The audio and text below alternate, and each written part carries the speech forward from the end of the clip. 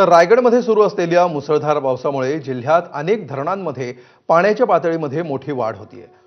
पोलादपूरमधील रानबाजिरे धरण ओसंडून वाहत आहे आणि धरणाची पाणी पातळी वाढली आहे।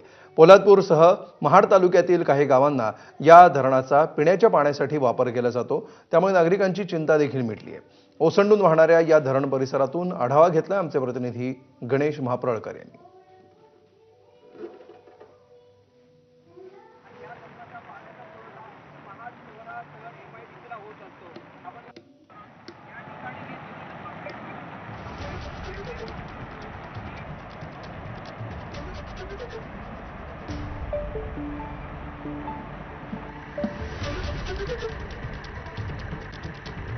कोकणामध्ये दुपारनंतर पावसानं आता जोर वाढवलेला आहे आणि रायगडमध्ये सध्या रानबाजिरे धरण कशा प्रकारे ओव्हरफ्लो होत आहे याची ही दृश्य आहेत।